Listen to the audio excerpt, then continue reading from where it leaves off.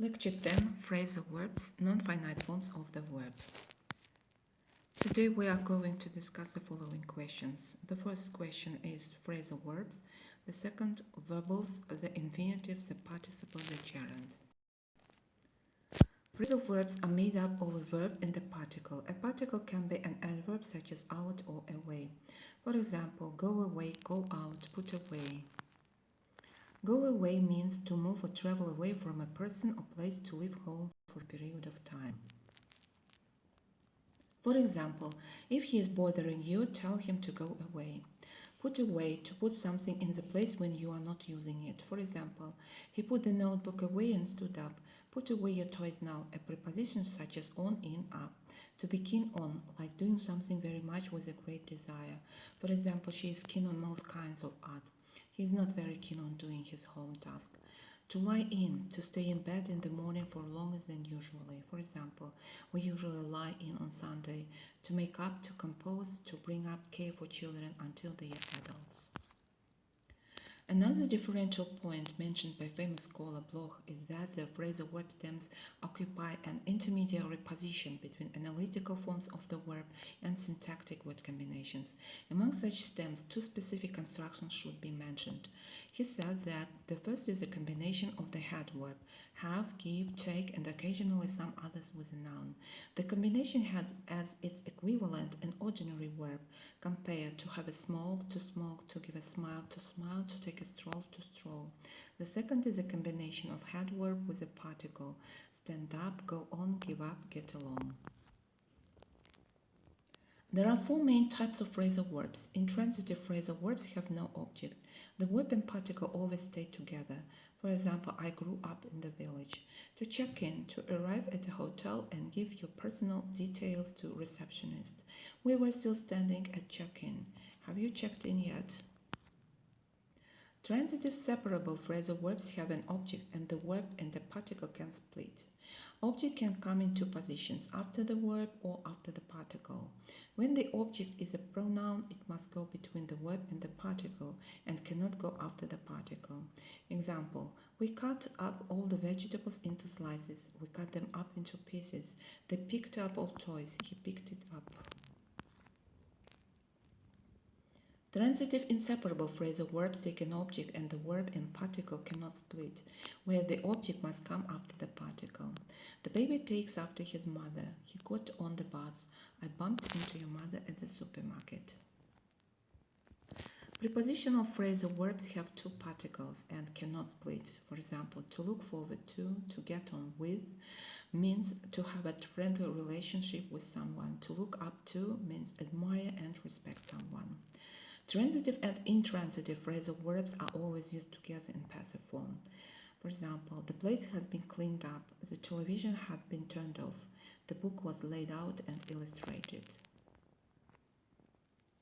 Many phrasal verbs are metaphorical. They have transferred meaning. The dog dug up an old bone. We dug up some interesting facts. Burglars had broken into their house. She broke into conversation. In each pair, the first phrasal verb has a literal meaning and refers to a physical action, while the second is metaphorical and describes an action that is similar in some way to the first. For example, when someone digs up information, they discover it, and the process seems similar to the way in which dogs find bones. The second question, non-finite forms of the verb or verbals. The infinitive is historically a noun derived from a verb stem.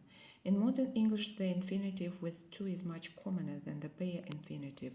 In most cases, the Old English meaning of direction and purpose of to was lost, and this preposition to has become merely the sign of the infinitive.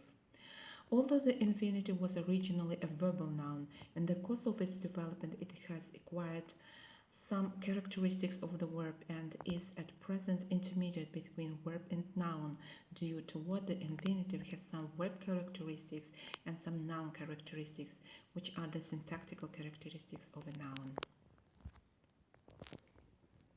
The infinitive is a categorically changeable form. It distinguishes the three grammatical categories, sharing them with a finite verb, namely the aspective category of development, the aspective category of retrospective coordination, and the category of voice.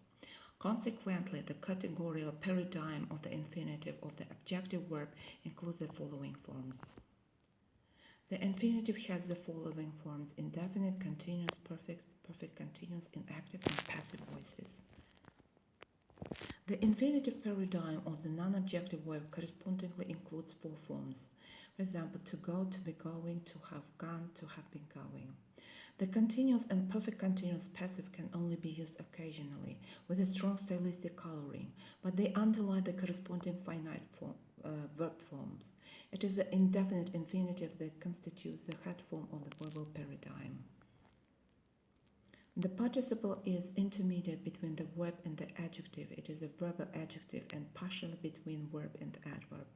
As an adjective, the participle is connected with a noun word in the sentence either as an attribute or as predicative. Example, a broken cup is lying on the floor. The cup is broken. In its attributive and predicative function, the English participle corresponds to the Russian причастие. But as the English participle, as all modern English adjectives, has lost its forms of agreement with the noun with which it is connected and is no longer formally bound to that noun, it is sometimes attracted by the verb, thus assuming the force of an adverbial modifier. In such cases, it corresponds to the Russian «ди» причастие. Having finished my lessons, I went home. Окончив уроки, я пошел домой. The participle has its own grammatical meaning, which is closely connected with the lexical character of the verb. The participle is in the main formed from transitive verbs and has passive meaning. For example, he had suits, coats, and shirts made to order. It was a question put down by one of the correspondents. When the participle is formed from transitive terminative verbs, it denotes a state resulting from a previously accomplished action. This resultant state is simultaneous with the action expressed by the predicate verb. The participle is formed from transitive durative verb denotes an action. It is simultaneous with the action expressed by the predicate verb. For example, Tom was a happy husband, adoring and adored. As a verb, the participle has distinctions of voice and tense. The participle has the forms of present, past, and perfect in active and passive voice. When connected with some noun word in the sentence, the participle is used as a predicative, an attribute. When connected with a verb, the participle expresses relations of time, of course, of manner, of attending circumstances. The gerund is a descendant of the Old English verbal noun and present participle, hence its double nature and its noun and verb characteristics. Noun characteristics. In a sentence, it is used as a subject or object, an adverbial modifier, an attribute, a part of a compound verbal predicate and predicative. The gerund is a noun finite form of the verb which, like the infinitive, combines the properties of the verb with those of the noun. Similar to the infinitive, the gerund serves as a verbal name of a process, but its substantive quality is most strongly pronounced than that of the infinitive. Namely, as different from the infinitive and similar to the noun, the gerund can be modified by a noun in the possessive case or its pronominal equivalence expressing the subject of the verbal process, and it can be used with prepositions. The general combinability of the gerund, like that of the infinitive, is dual, sharing some features with the verb and some features with the noun. The verb-type combinability of the gerund is displayed in its combining, first, with nouns expressing the object of the action, second, with modifying adverbs, third, with certain semi-functional predicative verbs, but other than modal. Of the noun type is the combinability of the gerund, first with finite notional verbs as the object of the action, second with finite notional verbs as a prepositional adjunct of various functions, third with finite notional verbs as the subject of the action, fourth with nouns as a prepositional adjunct of various functions. The gerund in the corresponding positional patterns performs the functions of all the types of notional sentence parts.